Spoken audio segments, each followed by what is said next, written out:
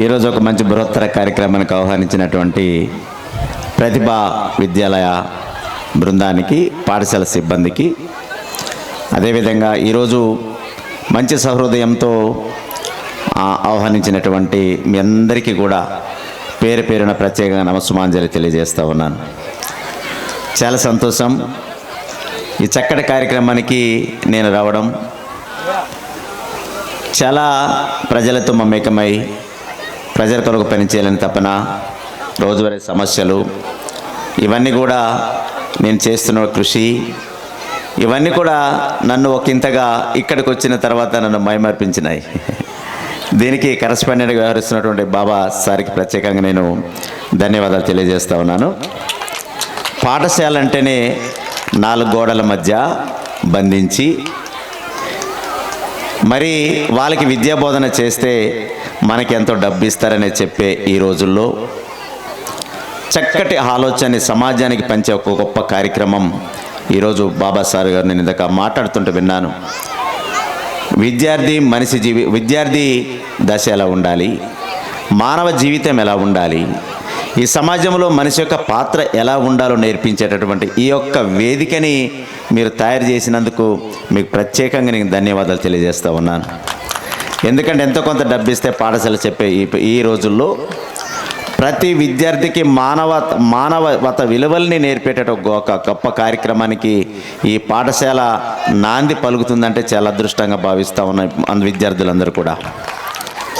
నేను రాగానే చక్కటి పాటతో విజ్ఞానంతోనే వికసించు జగత్తు, పసిపిల్లల చదువే దానికి విత్తు, లేగదూడ గంతులు పసిడి పూల కాంతులు, గాలి తరగ పిలుపులు సెలయేటి అలల పరుగులు, ప్రకృతిలో అణువణువు పసిపిల్లల అమ్మఒడి, ఆ ప్రేమను పంచాలి పిల్లలకు చదువులు బడి, పిల్లలకు చదువులు బడి. టింగ్ టింగ్ టింగ్ టింగ్ విజ్ఞానంతోనే వికసించు జగత్తు, పసిపిల్లల చదువే దానికి విత్తు. చక్కటి భావ ప్రకటన చేస్తున్నటువంటి ఈ పాటలో డ్యాన్స్ చేస్తుంటే చాలా ఆనందాన్ని ఇచ్చింది.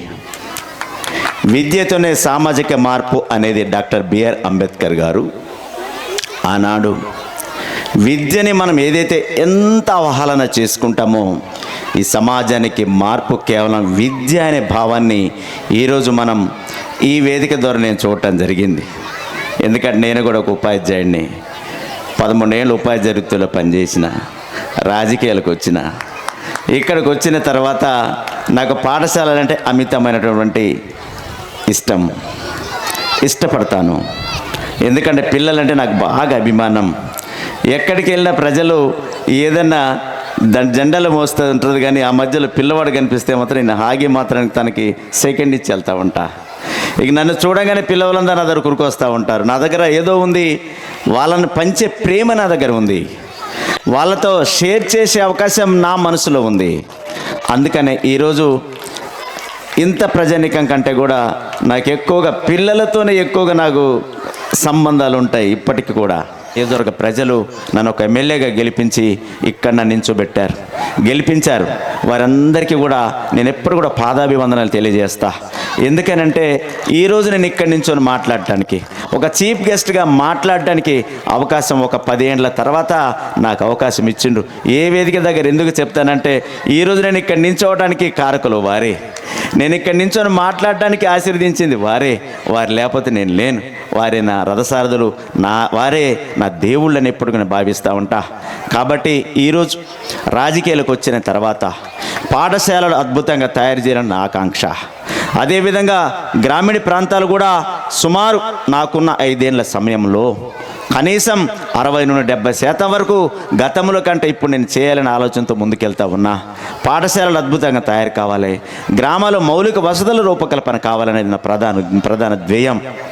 ఆ దానిలో భాగంగా మరి నేను కూడా సేవా దృక్పథంతో బయటకు వచ్చిన, రాజకీయాలకు వచ్చిన వ్యక్తిని. నేను రాజకీయ నాయకుడిని కాదు, నేను సేవ అనే మార్గం ద్వారా రాష్ట్రానికి, దేశానికి, ప్రపంచానికి పరిచయమైనటువంటి ఒక వ్యక్తిని నేను.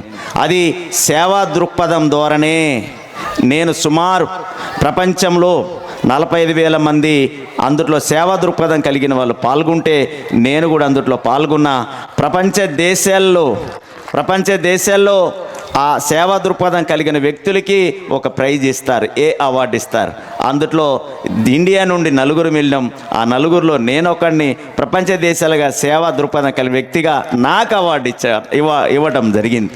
నేనే A1 అవార్డు తీసుకున్నా. నాకు ఒక్కరికి ఇస్తారా, ఒక్కరినే తీసుకున్నా. నాకు సేవ అంటే అంత ఇష్టం. అందుకనే రాజకీయాలుగా చాలామంది అనుకుంటారు వినూత్న రాజకీయాలు చేస్తా ఉన్నాడు, ప్రశ్నించడు, అంటే ఎవరైనా మాట్లాడితే వాళ్ళని గుచ్చి మాట్లాడడం నాకేం అవసరం లే. నాకు పనే ముఖ్యం, నా పనే సమాధానం చెప్తుంది. అదే నా గోల్. కాబట్టి ఎక్కడ కూడా పక్కవని విమర్శించాలని నాకు ఆలోచన ఏం లేదు. అందరు కూడా బాగుండాలి, మంచి సమాజం బతకాలి. ఇలాంటి